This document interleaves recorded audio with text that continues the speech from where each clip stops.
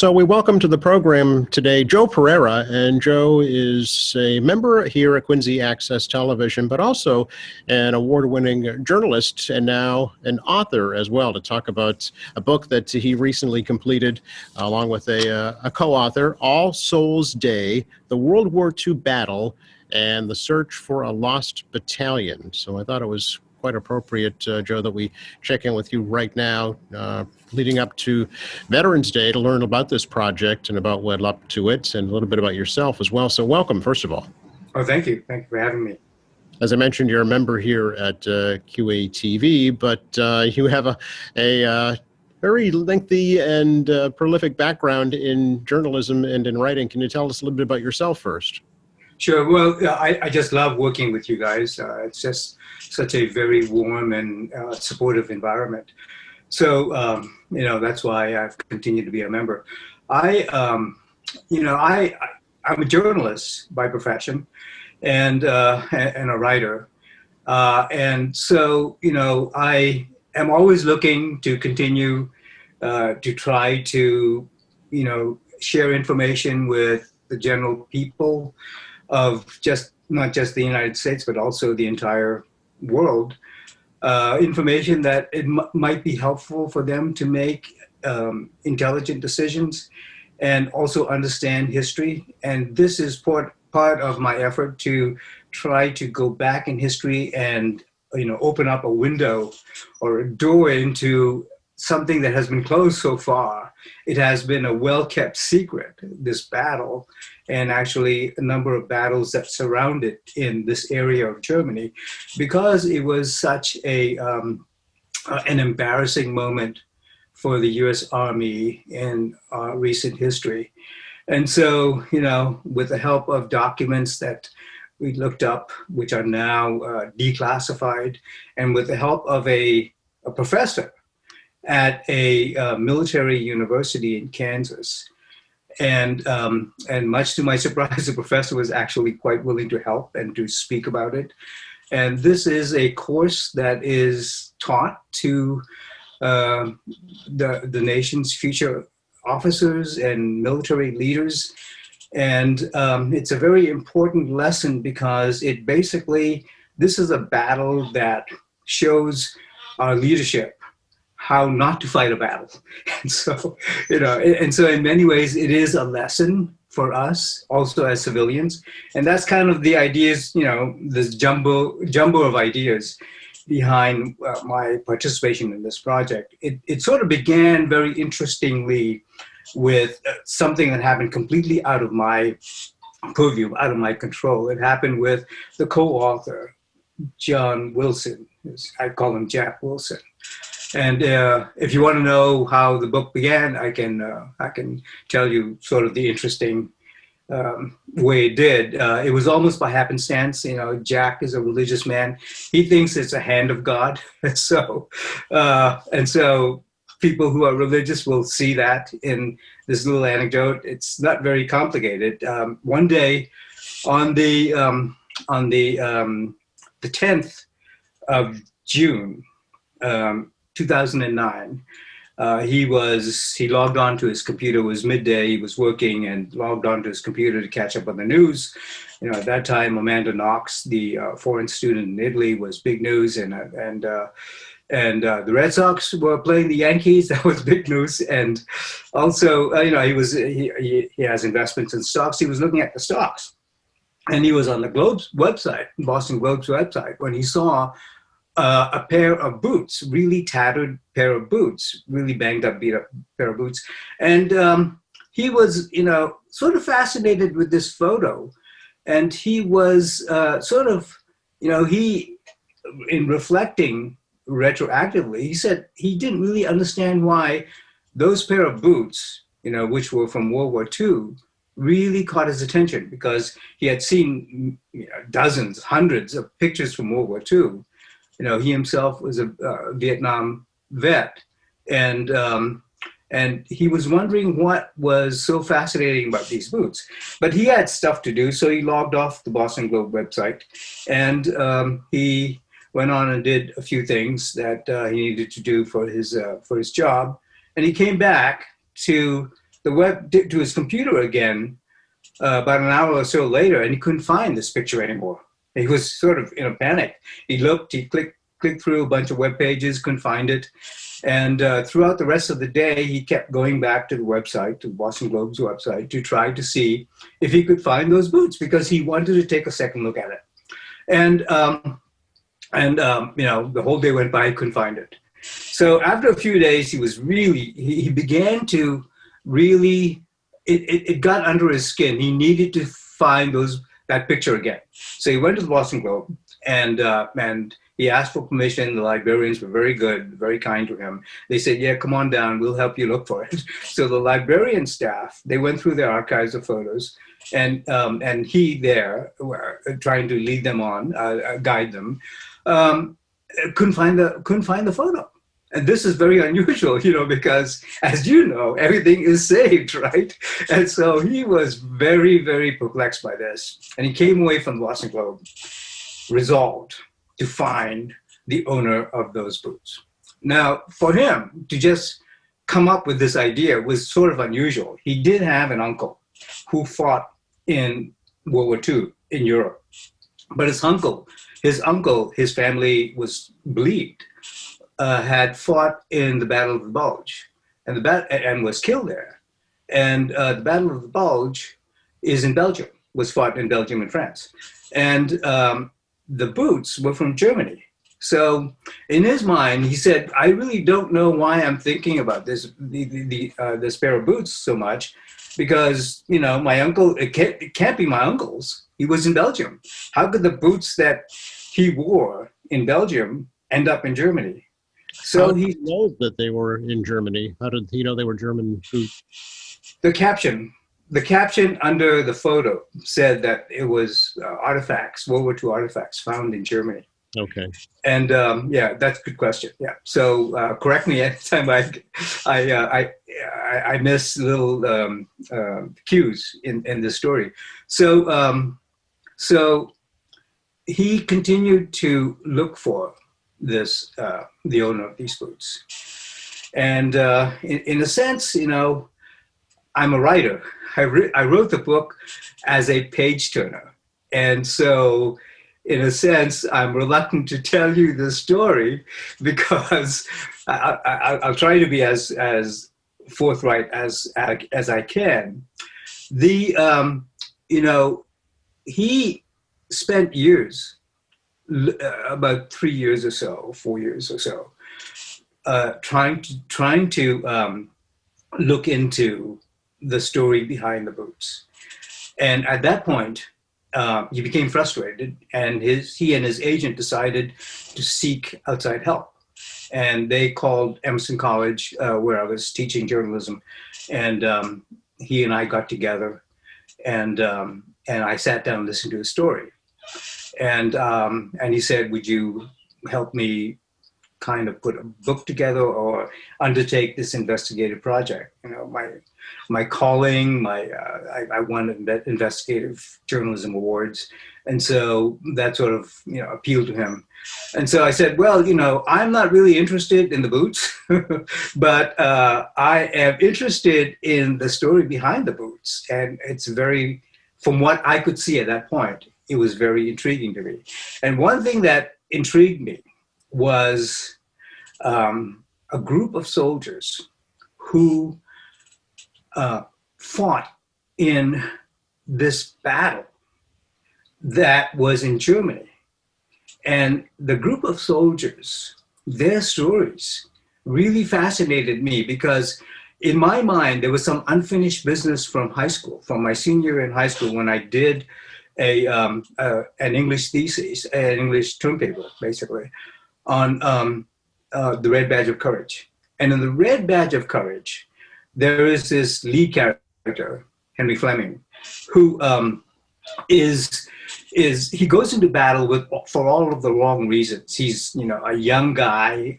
He wants to make a name for himself. He's a nobody. He has a lot of selfish reasons he goes into the battle with and when he sees the enemy, when he waits and waits and waits to fight, and then when he sees the enemy, he flees. Which is exactly the way I would feel, and I think a lot of people would feel. You see guns, you just run. And so he turns into this coward. All of this bravado just melts away into this cowardice, but then suddenly his story changes, and he becomes one. He leads a brigade, he leads a charge, and he becomes really brave, and the story ends with his bravery, which is sort of unexplained. And so I wanted to find out how these soldiers fighting in this battle, which at that time didn't really have a name. I later on found out it was sort of unofficially named All Souls Day, the All Souls Day battle, because it started on November 2nd, which is All Souls Day in a lot of religious, Christian religious denominations. And that's when they commemorate the dead. And so, I wanted to find out more about this battle, and I began digging and digging with the help of Jack Wilson, and what I found out was a story that needed to be told to the general public. And we know about Normandy. We know about Saving Private Ryan. We know about the Operation Market Garden, which was also made into a movie. I forget the name of the movie right now. But anyway, it was a movie in 1977. I think it came out with Sean Connery and a whole cast of leading characters, very famous characters. And so we know about Operation Market Garden. We know about Normandy, but we don't know about this very, very important battle. We know about the Battle of the Bulge. So those are the three kind of major stories that we know about the battle in Europe. But we didn't know about the battle that was fought in this particular area of Germany, which is called the Hürtgen Forest. It's right on the border of Belgium, Luxembourg, and Germany, and it's in the Ardennes forest. Okay. We know about the Ardennes because the Battle of the Bulge was fought in the Ardennes. So that is a well-known name, a household name. But the Battle of the Hürtgen Forest, you ask anybody, including these soldiers, these military officers who take this course, in Kansas at Fort Leavenworth at the military university, they've never heard of the Battle of the Hürtgen Forest. So I needed to kind of find out as much as I could so that I could share this information with, the general public. A couple of questions, Joe. Where did you go to high school, and why was this an unresolved issue for you? Well, I'm going to reveal a few things about me that, you may or may not know. I went to a seminary, Roman Catholic seminary in high school. And it was St. Francis High School in Watsonville, California. I was an immigrant from, outside of the United States. And my father moved around, and I was I was all by myself. My parents were in Mexico at the time. They went to live in Mexico because they were sort of finding a country that would take them. And I don't want to get into that. But so I was all by myself in a country that I was completely unfamiliar with. I had just been in the United States for maybe 18 months or 24 months. So, and I needed to find out what it meant to be brave, because I was really scared of everything around me. I was in a country, I had no friends, no family. In the summers, my classmates went home to their families. I just stayed around doing nothing, rummaging in the refrigerator for food if I could find anything. So that was sort of my lifestyle at that time. And I really, I went into books like, it was water in a desert. I needed to kind of find some kind of soul searching answers, and so I was fascinated with the Red Badge of Courage. But I was really disappointed with the ending of the book because I could never really understand how Henry Fleming, who I wanted to become in my civilian way, in my seminarian way, I really wanted to find that answer. So, I turned in a term paper saying, basically, that he turned brave because he saw people around him, American soldiers, the Civil War, American soldiers around him be brave, and so I think that he kind of it sort of caught on. He by osmosis he became brave.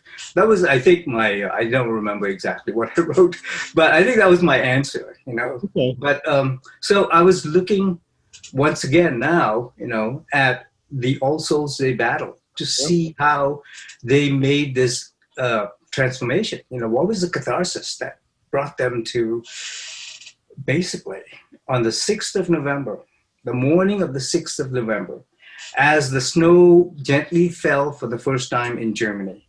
They sat there, this group of soldiers sat there in their foxholes with guns, waiting for the tanks to just roll over them. And they had guns against tanks. And I sent you a clip from Saving Private Ryan's movie, and the scene there is sort of like the scene in All Souls Day battle, except that there weren't the buildings around them. They were more in open space, and they were just waiting. And I sent you a 90-minute clip because Steven Spielberg takes 90 seconds, sorry. Steven Spielberg shows the scene for 90 seconds just to give his viewers, his audience, the idea of waiting, just sort of waiting to be killed. And that's why I sent you that. It's off of YouTube, and I don't think there are any copyright issues.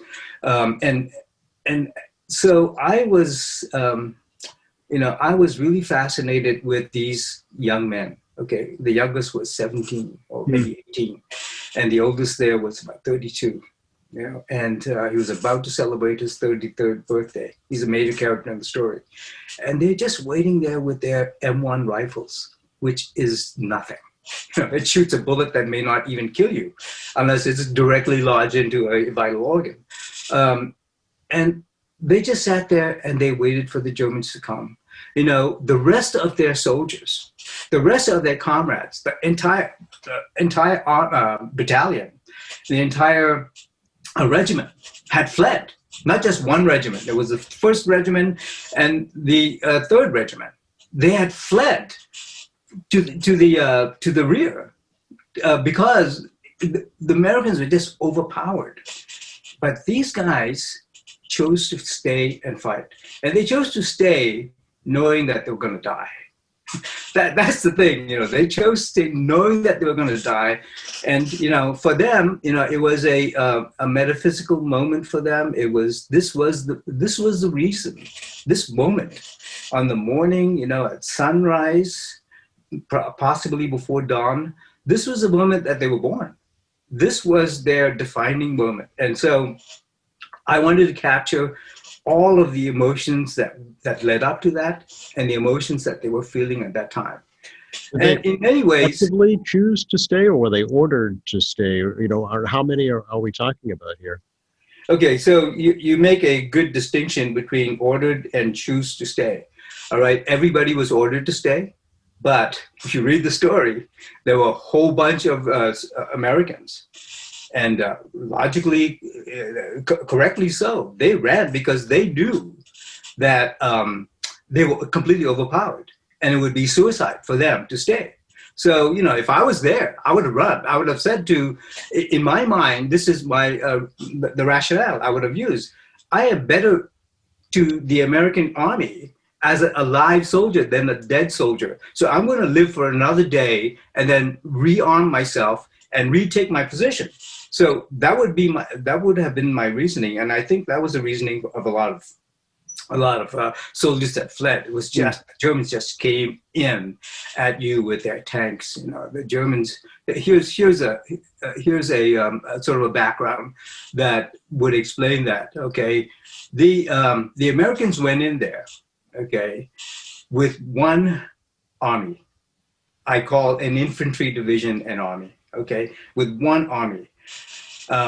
There was supposed to be, on the day the battle started, multiple American and Allied armies confronting the Germans. But on that particular morning, November 2nd, 1944, the weather was terrible. It was not suitable for war. It would have been suicide, the generals thought, to send their men in. But one general, General Norman Dutch Coder, was the one who followed orders of Eisenhower and his superiors. General Omar Bradley was his superior, and Eisenhower was his superior. So they had political reasons to advance on the Germans. It was because they wanted to end the war. They promised the Americans that the boys would be back by Christmas. Here we were in November. We weren't making any progress at all. And so, Coder was following orders. All right. And at that time, because of the fact that there was no other Americans or Allied armies on that front line, the front line was about 160 miles long, the Germans had all of their firepower to take on the 28th Division. So basically, the Germans had two armies fighting against one American army. Okay, so the American Army was the 28th, and the Germans had both the 275th, and they had the 89th. And so the Germans were just far superior to the Americans. The wise thing to have done was to postpone the battle, but they just sent the 28th Division in there, 12,000 soldiers. And the regiment itself, the 112th Regiment, which was right here in the middle of this morning's battle, the November 6th battle, was just completely outmatched, outclassed. And so these guys just stayed there. And to answer your question, they had a choice to run just like others. They could have run the previous night. Mm-hmm. The previous night, this was an interesting thing. These guys were there in their foxholes, all right? This is in a complete, darkness. The Germans came down to shouting distance. So I figure shouting distance is about 30 feet, maybe 50 feet. The Germans came down really close to the Americans. That's how, fearless they were. They came down with their tanks. And, all the Americans had were foxholes, men in foxholes. And they came down to the Americans and they said, give up. Turn yourself in. We'll call it a day. We'll call it a battle. And the Americans, they didn't answer.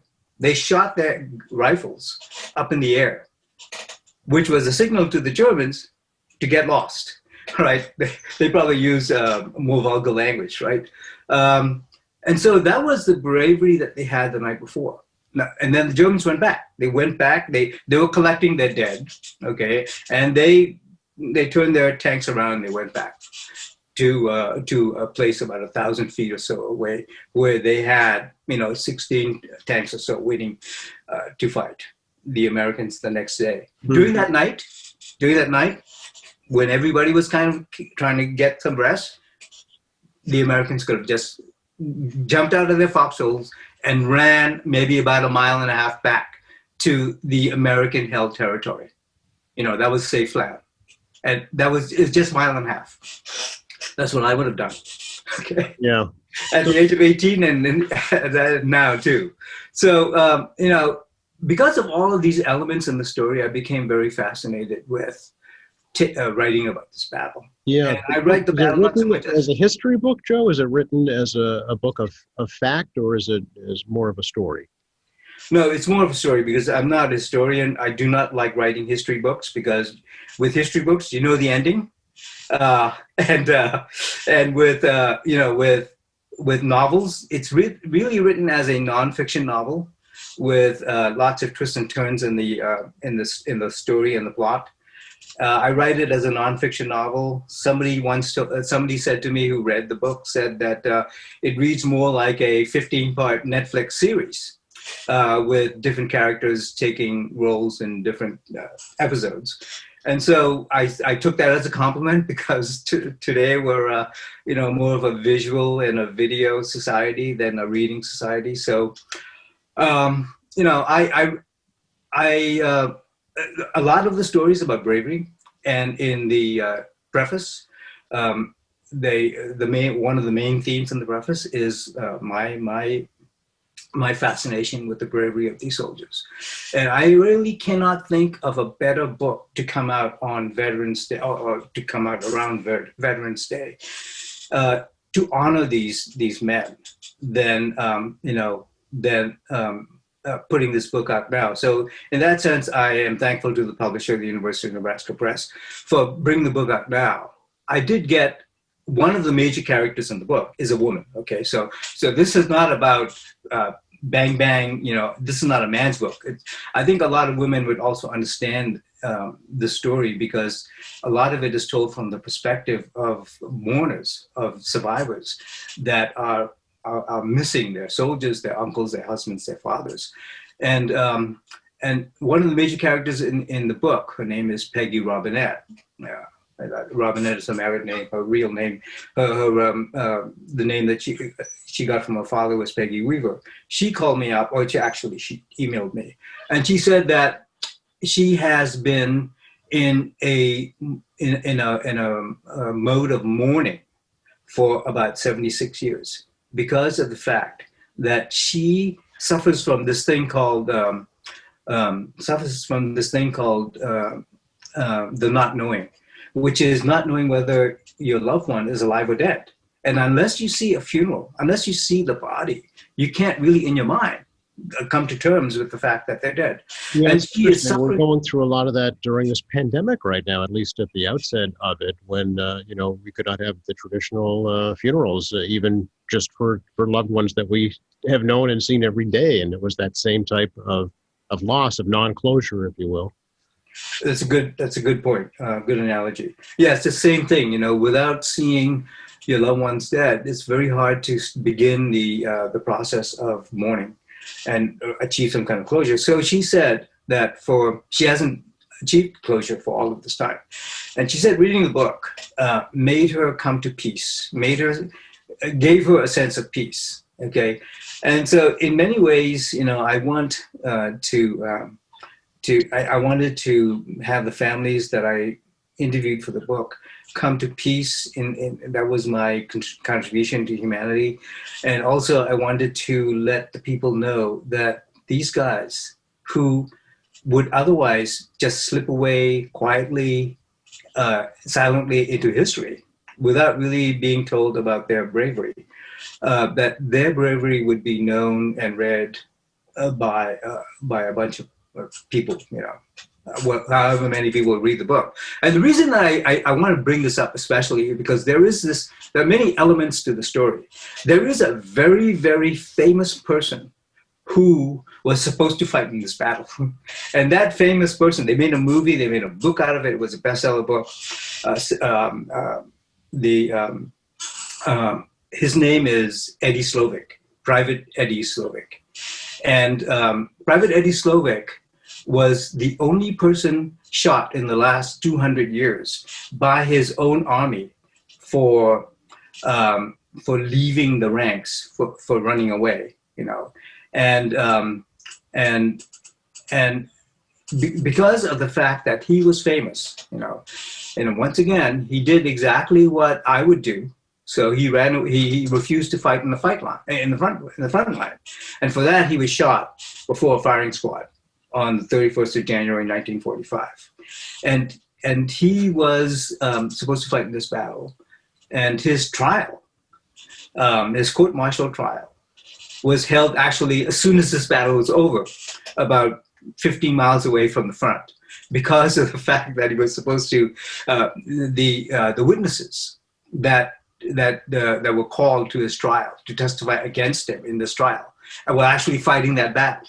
And when they showed up for the trial, they was in those battle uniforms, those tattered, bloody battle uniforms. That's another component to the story.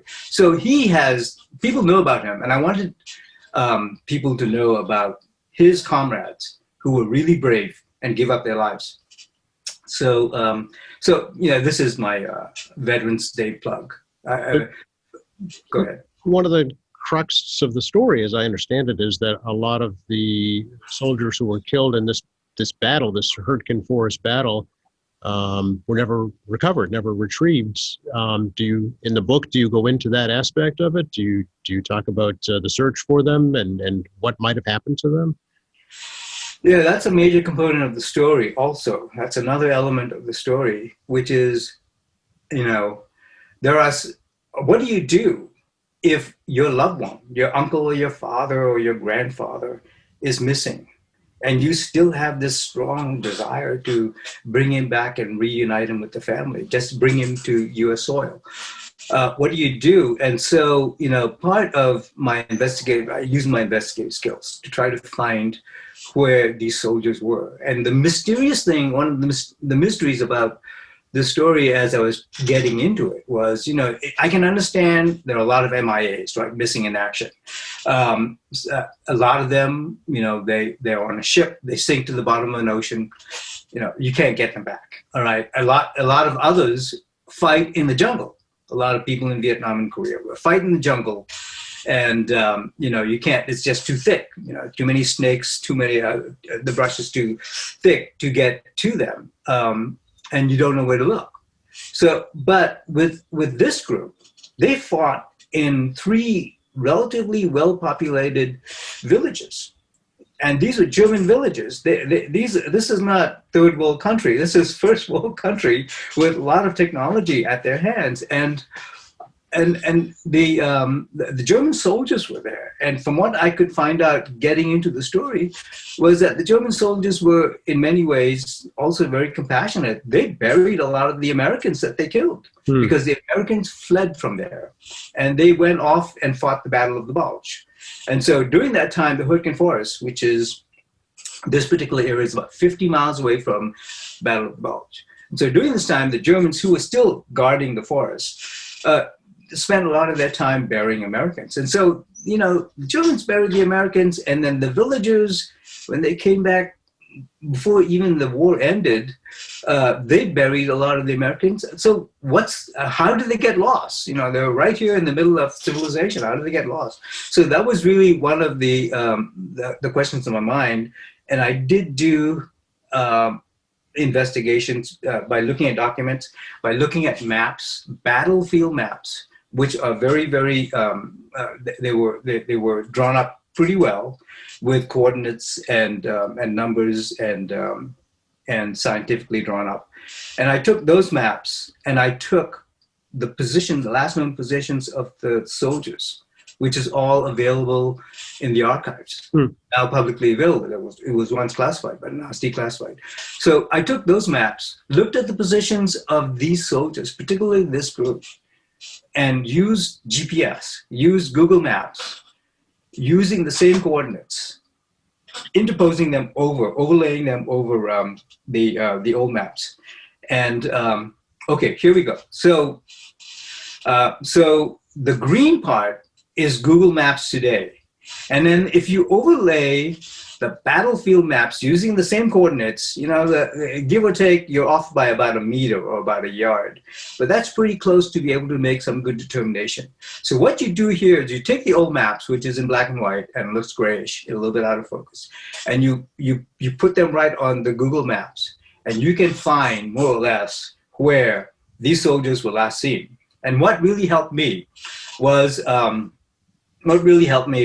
the fact that the soldiers that have been found since then, they were pretty much buried right where they were found. Because, the families that came back, they saw an American soldier lying on their backyard, just buried them there.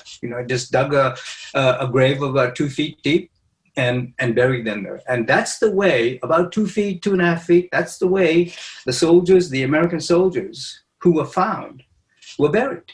And so I figured that, let's look where these guys were. Company A, particularly, these are the main characters in the story. I look at a lot of companies, a lot of regiments, but this is the focus of the story. Company A, I think you can, using that system that I just used of interlaying one map over another, you can find your loved ones. Okay, so if someone reads the book and look to see how we went about trying to find the positions or the possible graves of these soldiers today, they can do the same thing. And in the book, pretty much down to about 3 or 4 addresses right next to each other, because all of the soldiers who were found were really close together, within about 2 or 3 addresses. They were in a very, very particular part of this town called Komashite. And Komashite is a very small town. At that time, there were only about 150 families, maybe about 500 people. And today, the town is a little bit bigger, about 1,000 people. And everybody knows more or less everybody else in this small town of 1,000 people. And, if you just ring doorbells, I think, you can help, you can have them help you find your uncle or your dad. Did you do that, Joe? Did you actually go there to research this? Well, here's my issue. This is the responsibility of the American government and the American Army. You need diplomatic protocol to do this. You just can't walk into a house and a German's house and say, "Hey, I think that there's an American buried in your backyard." So I've told the families that if you want the information, I have it.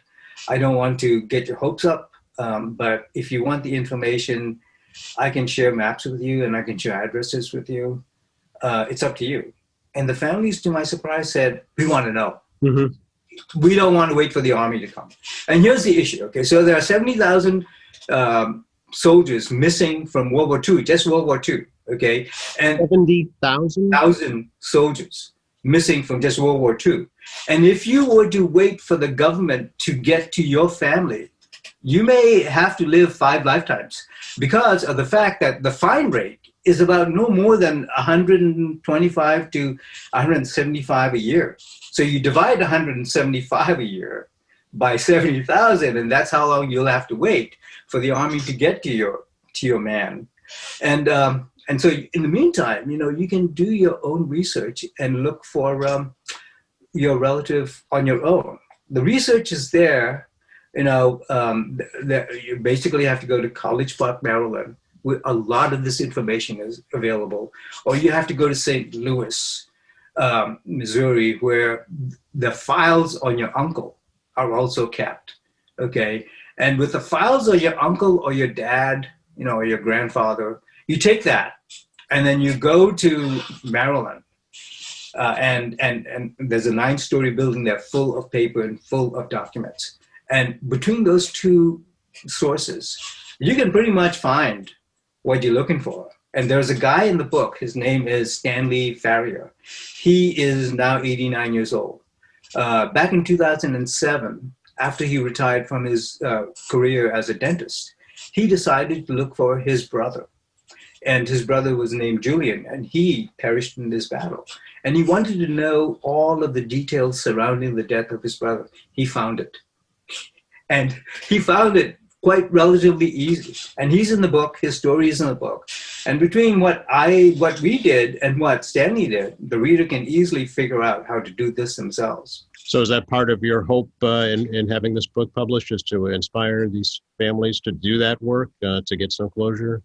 It's educational in a sense to not wait, because there are just in the Hurtgen Forest, there are about 150 families still missing soldiers, their loved ones. And, there have been over the at one time in 1951, the government said, these bodies are unrecoverable. And they came up with a list of about 200 names. But since 1951, there have been accidental discoveries. And these discoveries have been exactly where these people live, in the villages, not in the thick of the jungle, but right where these people live. And they have been accidentally found by construction workers, by souvenir hunters, and, by residents there. And so, these soldiers that were declared unrecoverable back in 1951 are actually recoverable. And there is at least 30 examples to prove that report wrong. Yeah. How long did this project take to put together, Joe? How long did the book take? Well, it started in 2009 with Jack Wilson, and I was brought in later. And we made a proposal to publishers, and the University of Nebraska Press said, yeah, in November of 2018, we want this in about 4 months. And at that point, I said, "Oh wow, I'm not ready yet," And so I asked for a 2-month extension. So I turned in research and wrote it furiously. I did nothing but work on this. Took a sabbatical and just worked on this book, 16 hours a day. Wow. And turned it in right before Memorial Day or around that time. And so. Short answer is it took me about 6 months. And the long answer is with a lot of research that Jack did, the whole project is probably about a decade long. Oh, okay. Wow. Yeah. So obviously we showed folks the photo of those boots at the beginning of our chat here. So did Jack ultimately find that picture? Yeah, you know what? Once again, I'll be vague. If you don't, I'll try to answer your question. I'll be a politician. I'll be vague and try to answer your question. Okay. Yeah, those boots, lo and behold, were his uncle's. They were. Those boots were his uncle's, even though they were in Germany. And here's the very, very mysterious thing, okay? In the anthology of war stories that I looked up, okay, there are some very mystical things that occur, very unexplainable things that have occurred. And Jack's story is one of them. He looks at this picture on the computer, and suddenly there is this connection with the pair of boots. He doesn't know why, because at least logically there shouldn't be any connection. His uncle is in Belgium. These boots are in Germany, right? So if you read the book, there is a connection. These boots are his uncle. So I looked at some of the other stories too, and there is another story in another book published by a reputable publisher about a CEO of a biotechnology company. His name is Pat Scanlon, and he is on vacation in the Pacific Ocean on an island. Koror, Korro, and he is, wading through near the shore, when suddenly he sees a broken wing off an airplane just rise to the surface or floating on the surface, and he is suddenly overcome. His whole, from his foot to his head, he feels this cold something, a hand, or he feels a shiver going up his whole body. And because of that feeling that he had, he spent millions of dollars, went back several years to look for the plane from which that piece broke off. And that plane is also, he leads to a story, an unresolved story of MIAs. A plane that went down there, they couldn't find it. The government searched high and low, couldn't find it. He, with his multi-million-dollar, pocketbook, was able to find it. And so that's one story. It's called the book is called Vanished. And then there's another story of a woman in Kings Mountain, North Carolina. She is the wife. She's the mother of 3 children and the wife of a soldier who was fighting in this particular battle, Old Solstice Day battle. And then, she, one day, on the 4th of November, 1944, she's lying in bed and she hears someone whistling on her front porch. And it's the exact whistle of her husband.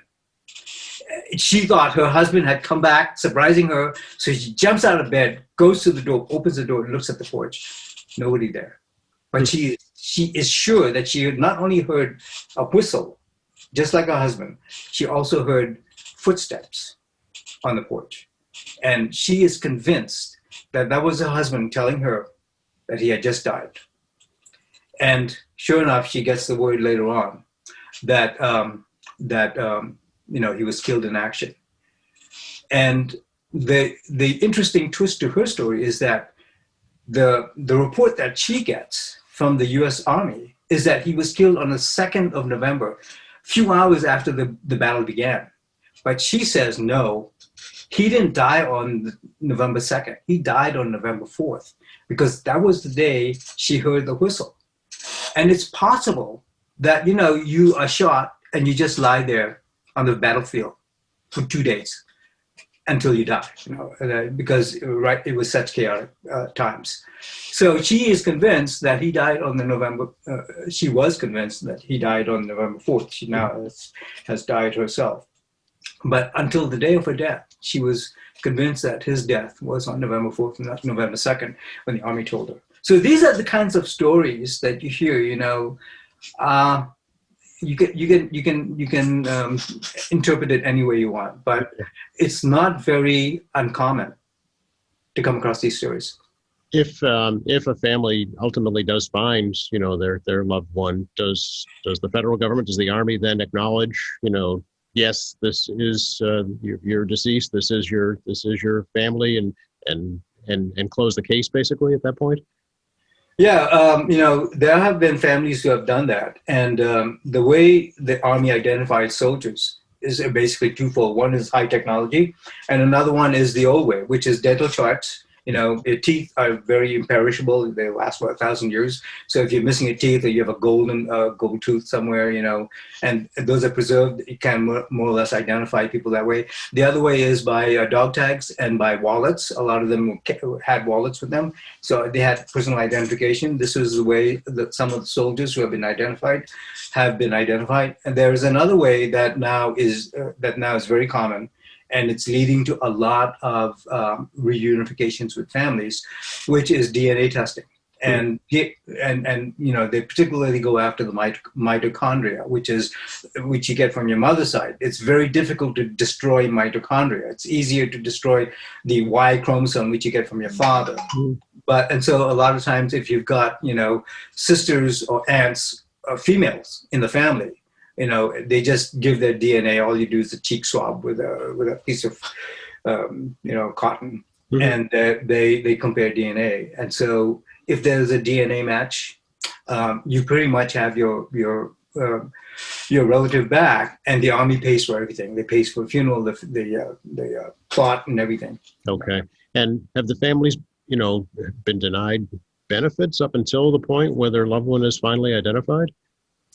No, that's the good thing about the U.S. Army. You might want to fault them for sort of screwing up the search, or for being lazy about it. There are lots of stories about them really, sleeping on the job. But the Army does pay. I think in today's dollars, Army, if you lose someone in battle and they're KIA, killed in action, you get $1,400 a month. Okay.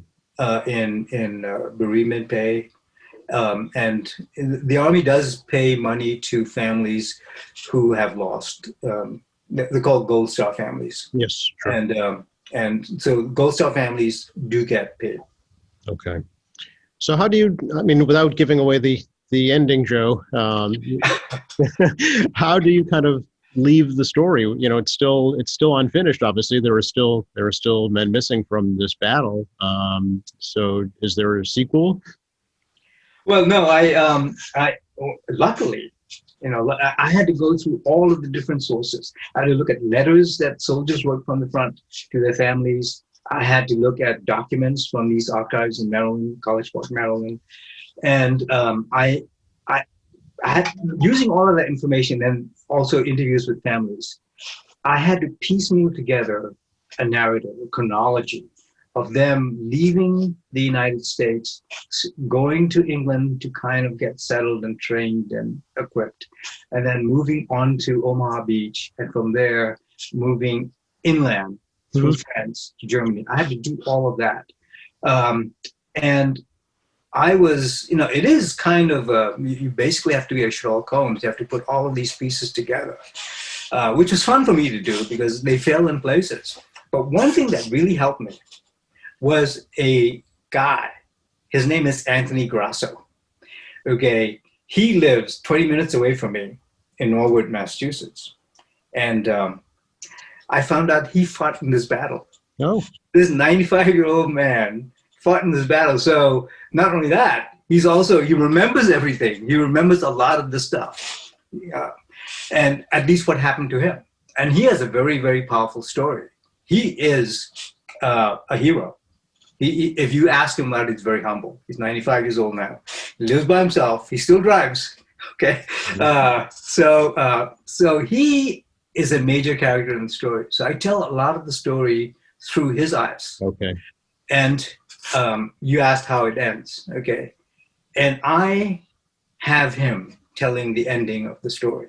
It's a very powerful, personal, honest recap of the entire battle and how that battle still affects him today. Mm-hmm. Mm-hmm. And that's the way I end the story with him, him and me, sitting in a living room talking.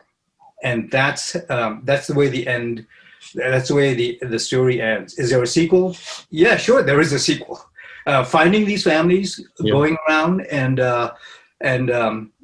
trying to get as many families, find letters for one thing, and then finding their battle positions, the last known battle positions, putting it on Google Maps, and trying to identify an address, bringing one or two addresses. That's the second story, but that's a sequel. But the army is going to cry wolf, and they're going to put up a lot of resistance because basically, this is the purview of this is government diplomatic situation that they have to deal with. Yeah. If 150 American families start ringing doorbells in Germany, we're going to cause quite a brouhaha. Yeah. Who took the picture of the boots? You really wanted to get into that, right? So I'll go. Okay. The picture of the picture that was taken of the boot was an AP photographer who's not even American. He was a German AP photographer. He took the picture of the boots. Okay, and then the picture of the boots appeared in a German newspaper at a different time, not on the same day, not on June 10th, 2009. It appeared later in the American newspaper. And that's when Jack saw the boot and became immobilized. So, an AP photographer at a different time, an earlier time, had taken that picture. Okay. And for some reason or other, that picture showed up with no story at all, just a caption. Right. World War II artifacts from still missing. More artifacts from World War II in Germany, found in Germany.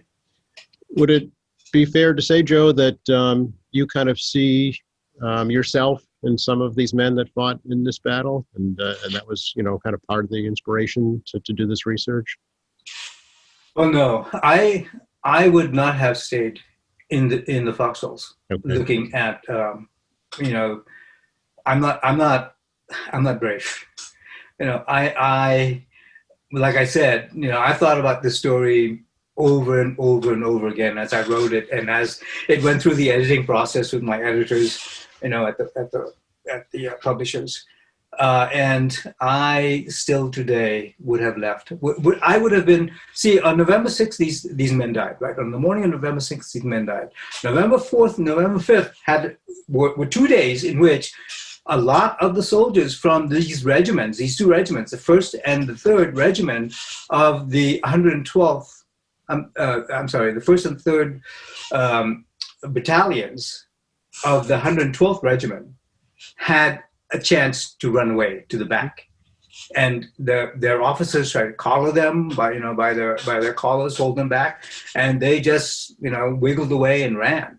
That was me. And that is me today. That's why my hat's off to, no matter what the president says, my hat's off to these soldiers who gave up their lives. I could never do that, and that's why the story fascinates me. Bravery really fascinates me because I'm not capable of doing it, and I really have nothing but admiration for the people who do, It is called All Souls Day, the World War II Battle, and the Search for a Lost Battalion. Joe Pereira, I really wish you the best. Is it out now in publication, Joe? It's out now, and it's going to be on sale through Christmas and the early part of next year. I don't know how books work. This is my first book, so I think it's going to be available on Amazon, on Barnes and Noble, on Target in this country, and about a half a dozen other countries, particularly Germany. I hope that I can get some people in these 3 villages. They're actually towns there: Komisheid, Schmidt, and Bosnack, to read the book, or at least know about the book, so that they can help the American families kind of find some kind of solace, some kind of answers to their 76-year-old questions. Sure. Well, of course, those properties have changed hands multiple times, I'm sure, since then as well. So that you're right, that might not be familiar with that at all. What might be right in their own backyard. Yeah. Appreciate the opportunity, Joe. I wish you the best. And please, let us know if you hear from some of these families, if they were inspired by this work. I'd be curious to do a follow-up with you. Oh, absolutely. You can interview Anthony Grasso. He's in Norwood.